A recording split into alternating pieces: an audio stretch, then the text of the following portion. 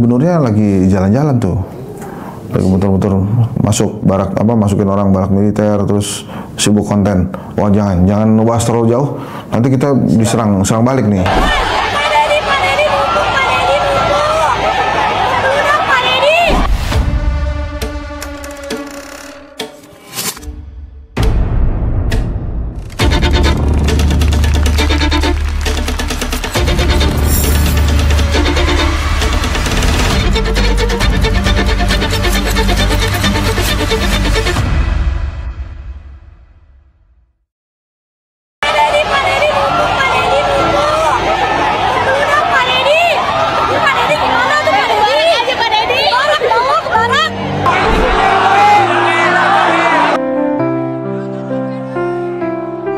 Teman-teman sudah nonton video yang ini, gitu ya,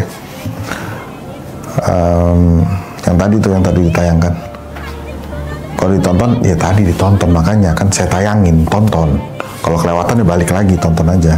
Saya jadi emosi kok ya, nggak boleh kan harusnya, kenapa ikut emosi ya? Ini di Bekasi nih teman-teman. Jadi job fair Bekasi ricuh, ribuan pelamar kerja desak-desakan. Sebelum saya masuk ke sana, ada idiom yang mengatakan, lebih baik lelah dengan pekerjaan daripada lelah mencari kerja. Nah itu. Jadi kalau yang mau resign, pikir 2 kali. 3 kali juga boleh. 4 kali nggak ada salahnya. Ya. Wah, saya cuma bisa digaji 50%. Wah, saya cuma digaji 30%. Mungkin orang-orang yang jadi cari kerja, yang lagi cari kerja, bisa jadi dia rela tuh menggantikan tempat Anda cuma digaji 30%, nggak apa-apa lah, yang penting kerja. Kali aja nanti perusahaan yang membaik bisa naik kan gitu. Job fair Bekasi ricuh, ribuan pelamar kerja desak-desakan. Bekasi adalah Jawa Barat, kan? Ya. Kok kamu mikir sih? Udah pasti Jawa Barat lah itu. Udah pasti itu. Ngomong aja. Jadi job fair Bekasi itu Jawa Barat ya. Sekarang gubernurnya lagi jalan-jalan tuh, lagi muter-muter masuk barak masukin orang barak militer, terus sibuk konten. Wah, jangan bahas terlalu jauh, nanti kita serang balik nih. Dan gitulah Bang Deddy. Ini saya kasih masukan. Jadi ribuan pencari kerja memadati job fair Kabupaten Bekasi yang digelar di Presiden University Convention Center Jababeka, Cikarang, Selasa 27 Mei 2025. Acara bertajuk Bekasi Pasti Kerja. Gile, Bekasi pasti kerja coy, luar biasa.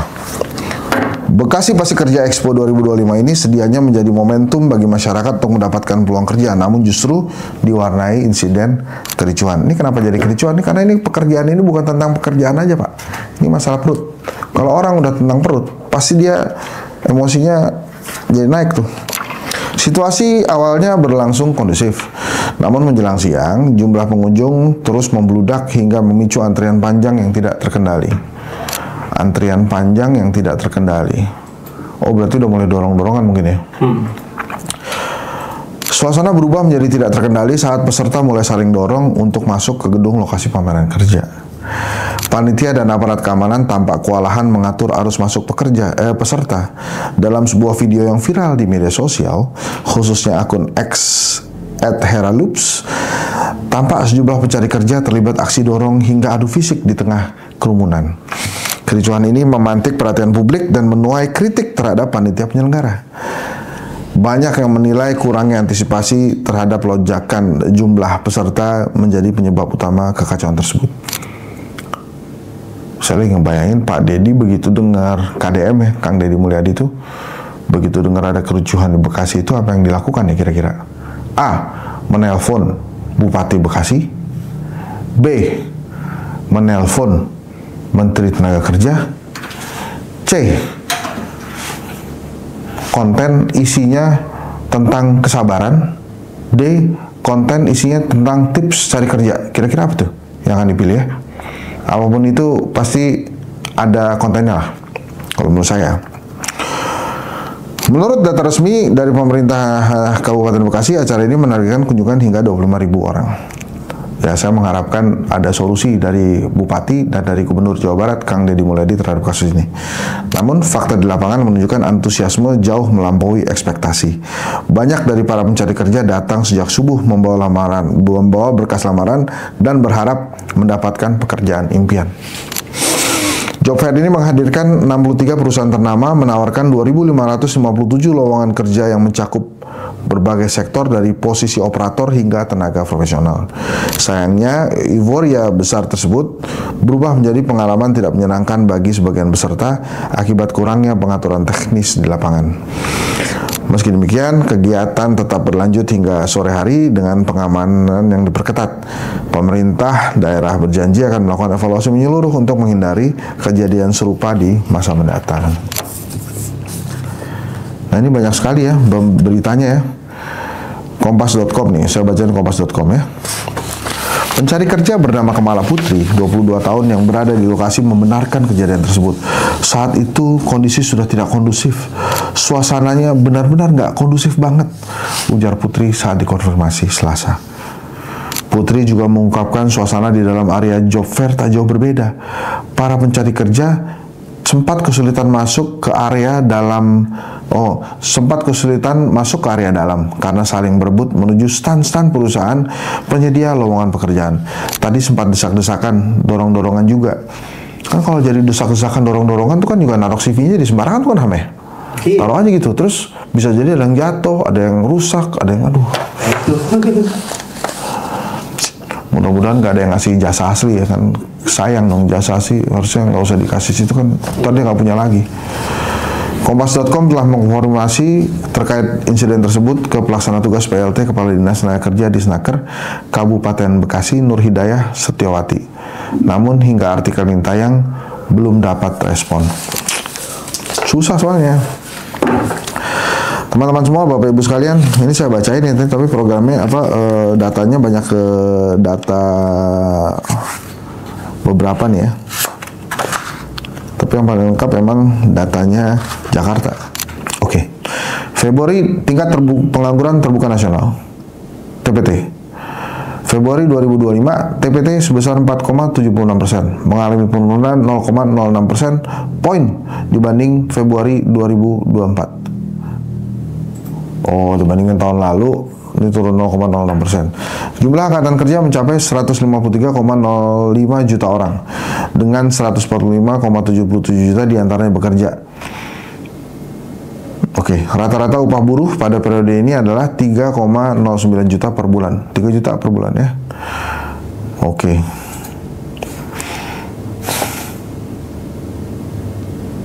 Ini saya lagi minta teman-teman untuk mengkaji ulang, melihat lagi lebih dalam, karena kalau saya tidak salah juga banyak sekali ini ditolong dengan kehadiran mitra aplikasi transportasi online. Itu juga dimasukkan sebagai orang yang bekerja. Jadi ojek online, taksi online itu juga masuk. Bahkan kalau saya tidak salah, data World Bank kalau nggak salah ya, itu Pak Ogah tuh yang mengatur di putaran itu juga termasuk UMKM, pengamen juga. Makanya Indonesia dicatat sebagai negara dengan UMKM terbesar di dunia.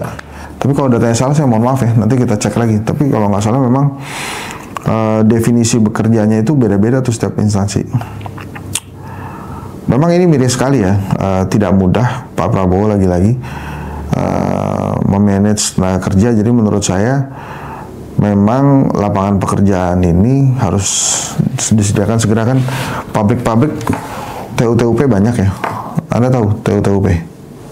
Tutup.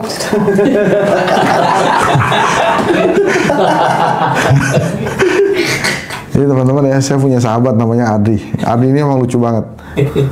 Tapi bukan berarti dia lucu tuh karena kita kerjain, enggak. Dia cerdas, terutama tentang agama. Cuma memang kadang-kadang dia sering sekali menerawang kemana-mana karena kekuatan spiritualnya tinggi sekali.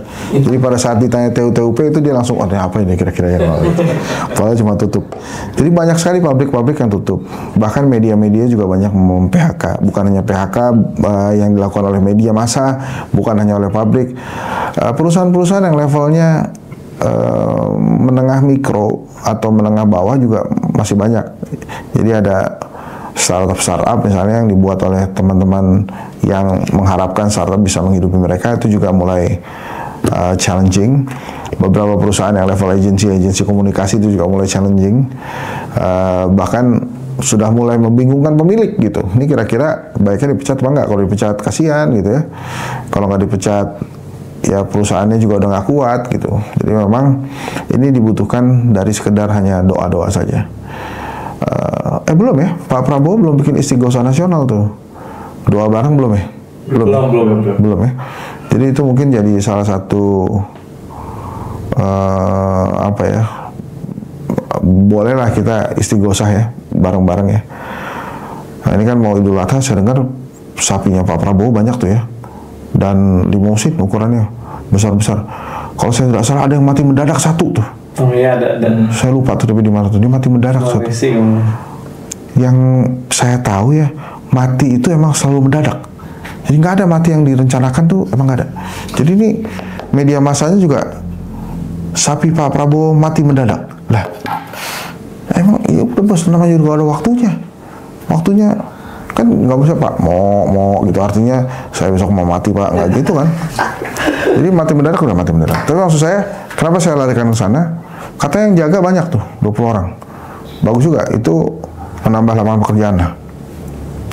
Jadi mudah-mudahan Pak Prabowo sehat, program-programnya lancar, dan saudara-saudara kita yang belum mendapatkan pekerjaan bisa mendapatkan pekerjaan segera. Yang baru saja kehilangan pekerjaan, mudah-mudahan juga bisa mendapatkan pekerjaan. Dan yang paling penting, yang punya lapangan kerja itu diberikan rezeki dan pikiran yang luas, sehingga bisa menerima lebih banyak lagi karyawan di perusahaannya. Yang penting rezekinya dulu. Jadi kalau ada proyeknya, ada rezekinya, ya tentu saja bisa merekrut lebih banyak orang. Kalau rekrut terus, tapi kerjaan yang nggak ada, nggak bisa begitu. Jadi perusahaan kan bukan ormas ya. Itulah kira-kira. Ya, kita doakan untuk Indonesia, kita doakan Pak Prabowo, kita doakan pejabat-pejabat kita bisa menghadirkan lapangan pekerjaan bagi kita semua, rakyat Indonesia. Dan yang saat ini punya pekerjaan, syukuri, alhamdulillah. Ya, jangan kemudian berpikir dikit-dikit mau resign. Percayalah, pada Anda resign, pada saat Anda resign, orang pertama yang senang banget Anda resign itu pemilik perusahaannya. Aduh, berkurang beban perusahaan, kira-kira gitu. Terima kasih, tetap di Jangkrik Bos Salahensa, Henry Satrio Official. Kita ketemu lagi di program-program berikutnya. Assalamualaikum warahmatullahi wabarakatuh. Nanti saya sekali-sekali ya, kita berbincang dengan krunya Jangkrik Bos Salahensa, dengan Mas Ardi. Ya, Mas Ardi ini icon juga, bukan saja di program ini iconnya, di teman-teman SMP-nya dia juga, dia icon, karena dia udah mulai lupa sama teman-temannya. Ya begitulah, namanya juga sudah jadi orang sukses ya, alhamdulillah, amin. Tapi jangan begitulah, ya harus ingat selalu dong masa-masa dulu ya, kan ada lagunya tuh, kisah kasih di sekolah. Ya nggak, Mas Ardi? Ya, makasih ya teman-teman. Saya dan Mas Ardi, itu apa ya? Adi ya? Adi Mas Ardi dong. Oh, Adi Mas Ardi kan, itu kan Mas sahabat saya juga tuh, jubirnya Pak Gus Dur. Nah ini, yang ini Ardi Mas Ardi, jadi agak beda. Jadi dia, kalau itu Adi Mas Ardi, ini Adi Mas. Apa sih nama panjangnya di? Mardiansyah. Oh, ternyata beda teman-teman. Jadi nama aslinya adalah Mardiansyah. Seperti pemain bola ya, sayap kanan, kira-kira. Ya, assalamualaikum warahmatullahi wabarakatuh.